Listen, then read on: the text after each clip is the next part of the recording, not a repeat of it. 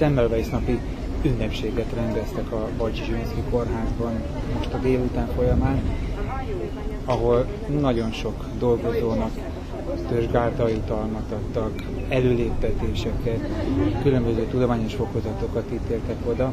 Tehát magyarán fontos eseménye volt ez a dolgozóknak mindenféleképpen. Noha ez kívülről úgy néz ki, mintha egy protokolláris megmozdulás volna évről évre.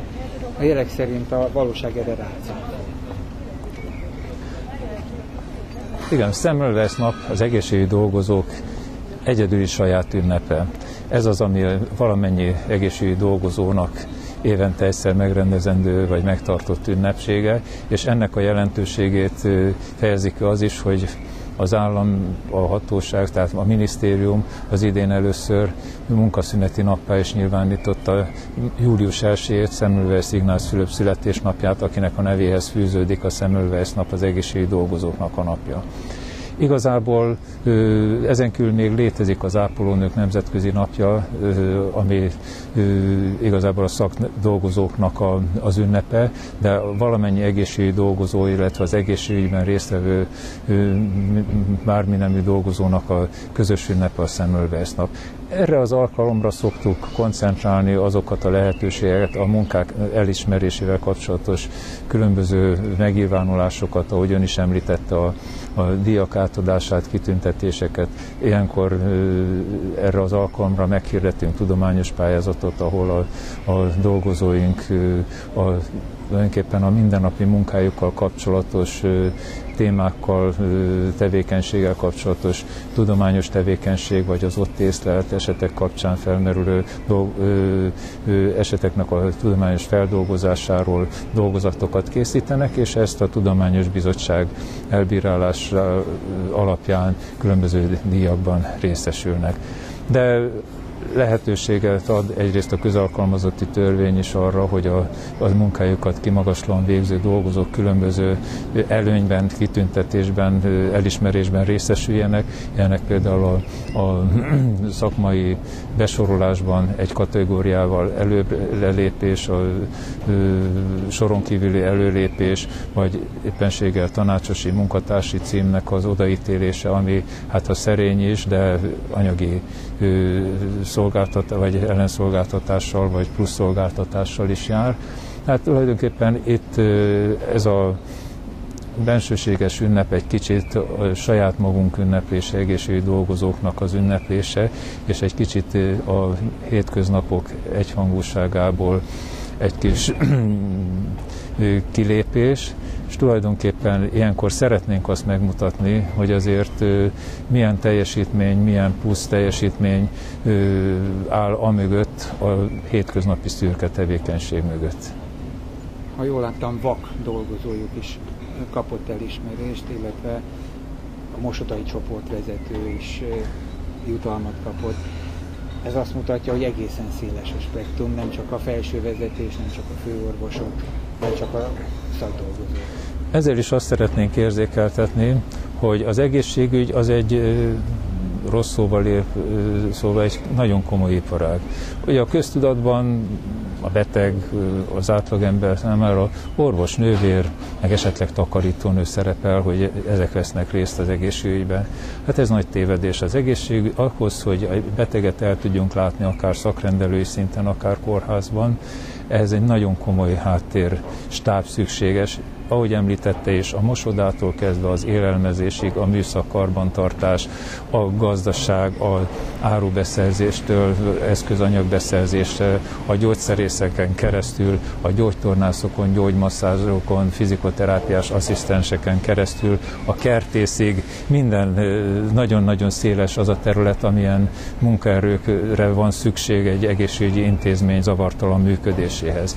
És tulajdonképpen mindenki, aki egy egészségügyi intézményben a zavartalan munkát elősegíti, illetőleg nélkülözhetetlen ahhoz, hogy zavartalan folyjon a munka, őket mindegyiküket egészségügyi dolgozónak tekintjük, még hogyha adott esetben nem is kifejezetten az egészséggel kapcsolatos orvosi vagy szakdolgozói munkát folytatnak, de az ő munkájuk is nélkülözhetetlen. Ha azon a területen lép föl bármiféle probléma, az az egész rendszernek a megbénulását vagy a zavarát okozhatja. Jó volt tapasztalni, hogy bár meglehetősen hosszúra nyúlt a jutalmak átadása, de a hallgatóság, a publikum nem volt türelmetlen, és mindenkit lelkiismerettel, örömmel megtapsolt. Én nagyon örülök ennek, hogy a munkatársaim egymás sikerének is tudnak örülni, és ez is azt hiszem, hogy a közösség erejét jelzi valahol. És itt hagy térjek ki arra, ami nekem az egyik legfontosabb területen a díjazottaknak vagy a jutalmazottaknak, az a hűségjutalomban részesülőknek a köre. Ugye sokat beszélünk mostanában az egészségügyből, elvándorlásról, szakdolgozók, orvosok elhagyják az országot, elmennek más területekre hát sajnos nagyon alacsony anyagi megbecsülés miatt, de az, hogy mi évről évre több tíz, fél száz körüli dolgozónak tudunk átadni hűségjutalmat, 15, 20, 25, 30, 35 éve hűségjutalmakat, ez azért azt jelzi, hogy van egy nagyon stabil gárdánk. Ha azt vesszük, hogy mintegy 1300 dolgozója van a Bajcsi Kórháznak és Bajcsi Kórház rendelőintézeti egységnek, és ebből évről évre egy ilyen fél száznyi törzsgárdát tudunk jutalmazni, ez azt jelenti, hogy azért itt van egy nagyon komoly, stabil gárda, aki kitart, nem csak az egészségügy mellett, hanem a Bajcsi Kórház mellett is. Igen, mert halljuk, hogy dörög az ég jelképesen is, meg konkrét értelmében is. Igen. Az egészségügy felett, és mégis itt van. Igen. A ünnepség egyik érdekes momentuma volt, egy nőgyógyász kapott volna elismerést, és éppen baba született. És ezért nem tudott részt venni az ünnepségen, mert érkezett a kicsi. Sok gyerek születik a Bajcsiban? Hát nézd, azt tudom erre mondani, hogy az elmúlt 12 év során évről évre mintegy 10%-kal nőtt a Bajcsi Kórházban a születések száma, és ez arra az időszakra is érvényes, és ennek aki a statisztikát ismeri, az nagyon jól tudja, hogy 10 évvel ezelőtt még tulajdonképpen az elmúlt 3-4 évvel ezelőttig országos szinten folyamatosan csökkent a születések száma, Bajcsi Kórházban pedig egy olyan évi 600-as számról tulajdonképpen 1600-ra fölemelkedett a szülések száma. Tehát míg máshol csökkent, nálunk folyamatosan emelkedett. Hát ez nem csak demográfiai, hanem ez nem demográfia, mert ha országosan csökken, akkor statisztikailag nálunk is csökkenni kellett volna. Nálunk emelkedett folyamatosan, és tulajdonképpen ez az 1500-1600 körüli számnál stagnál most tulajdonképpen néhány éve. Én azt hiszem, ennek sok összetevője van, amiben azért nagy részt benne van a munkaminősége is, és a nálunk megforduló kismamák, betegek, hozzátartozóiknak a visszajelzése is benne van ebben. Ugyancsak a munka minőségét jelzi, hogy Jármáti professzor urat egy jeles testületbe választottak. Igen, erre külön büszkék vagyunk, és ahogy nyilván ön is hallotta, itt nem csak a saját magunk, illetve az intézmény menedzsmentje által odaítélt díjakat adjuk át, hanem azokat a nem intézetben, hanem az intézeten kívül minisztériumtól, különböző tudományos testületektől a munkatársaink, dolgozóink számára adományozott kitüntetések, jutalmakat is megemlítjük, illetőleg azt, hogy nem egy tudományos társaságban, szakmai kollégiumban dolgozóinkat, vezető dolgozóinkat beválasztják, ez igazából az intézmény elismerése is, amellett, hogy természetesen az ő személyüknek szól, de mi nagyon büszkék vagyunk rá, hogy nekünk ilyen munkatársaink vannak, és megbecsülik, és a mi kórházunkat választják munkahelyükül. Jármádi professzor voltak éppen az igazságszolgáltatást fogja erősíteni szakmai tapasztalataival. Hát egy tanácsadó testületnek lett a tagja valóban, elsősorban szakmai szempontból ő a diabetológiának Magyarországon az egyik kiemelkedő szakembere, és az ő általa vezetett osztály az ország egyik legnévosabb diabetológiai profilú belgyógyászati osztálya.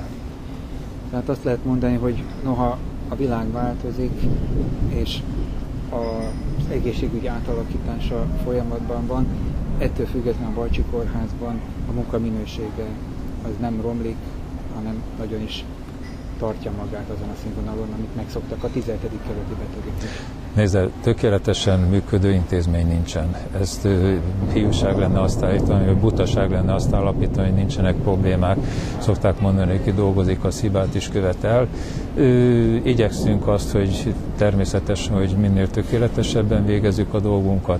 Igyekszünk az elért színvonalat egyre nehezedő körülmények között is megtartani, megőrizni, és természetesen a fő feladatunk és kötelességünk az, hogy a nehézségeink, amik adódnak, azok ne vetüljenek át a betegekre, ebből ők minél kevesebbet észleljenek, minél kevesebbet éljenek meg, és elsősorban ne a szakmai munkánkon keresztül észleljék a nehézségeket.